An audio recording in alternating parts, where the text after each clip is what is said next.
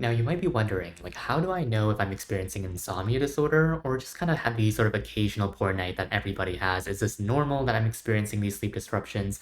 And in this video, I'm going to talk about how do we as behavioral sleep clinicians make these diagnoses of insomnia disorder so you can kind of figure out, do I need something to treat my sleep problems, or is this something that might go away eventually? Hi, if you're new here, my name is Dr. Parky. I'm a Stanford-trained behavioral sleep medicine specialist, and I'm also the author of the Insomnia self-help book, The Insomnia Paradox, which provides you the tools and techniques needed to be your own insomnia therapist. So first of all, in order to make a diagnosis of insomnia disorder, there has to be sufficient frequency for a sufficient duration. So typically these numbers are at least 3 times a week you're experiencing sleep problems for at least 3 months. So it's not just kind of the occasional poor night, you've been experiencing sleep disruptions for a pretty significant period of time now. Next, there is a subjective dissatisfaction about your sleep. So the interesting thing about insomnia is that there's not actually a specific cutoff when it comes to, oh, if it takes you more than X amount of time or minute for you to be able to fall asleep, that's going to be considered insomnia, or you have to not be able to sleep for at least, 3 hours in the night. That doesn't actually isn't required. What is required is a subjective dissatisfaction that I don't feel so good about my sleep, and usually that's related to either difficulty falling asleep, staying asleep, or waking up too early. So alongside these nighttime complications, there's usually also a corresponding impact on our daytime performance. So there's something about the insomnia nighttime complications that impact our daytime. So either that's in the form of low mood or irritability, difficulty concentrating, general impact on distress and functioning. Insomnia in a lot of ways is a 24-hour disorder. So our nighttime impacts our daytime, which then impacts our nighttime, and on the insomnia cycle goes.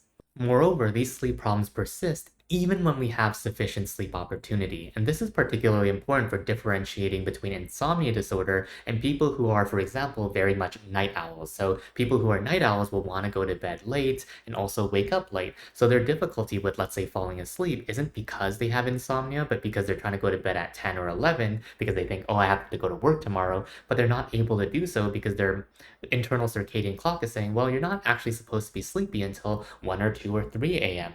So in the context of delayed sleep phase or night owls, people who are night owls will not necessarily have sleep problems if they were given all the time in the world to sleep and kind of choose their own schedule. So if this night owl person just went to bed at 3 and woke up at 11, all their sleep problems would resolve, then that's not insomnia. In insomnia, even if you got all 24 hours to sleep, you would still have trouble falling asleep or staying asleep.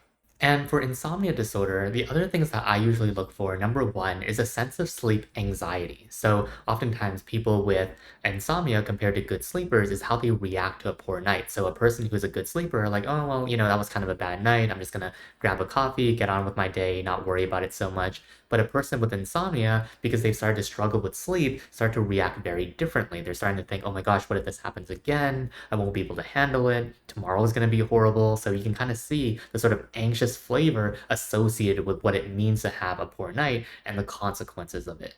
And finally, the last piece that I think of when it comes to insomnia disorder is that there's no obvious external cause. So if the last few months you've been planning a wedding or preparing for a really big exam, it would make perfect sense that your sleep is overall not so great, even though it's been a while and it's pretty frequent, because there's an external cause associated with it, that's such that if that stressor was over and you're done your exam, your sleep will probably go back to normal. But in the context of insomnia disorder, there are usually now perpetuating factors that are more sleep anxiety related or other behaviors that are not very helpful for sleep that have started to take over and become a monster of itself. So in that context, it becomes more of an insomnia disorder than sort of a natural response to stress.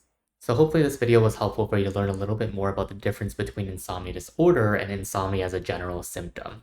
If you're interested in learning more, I'll throw out a couple more videos, but otherwise I hope you have a good rest of your day. Take good care, bye-bye.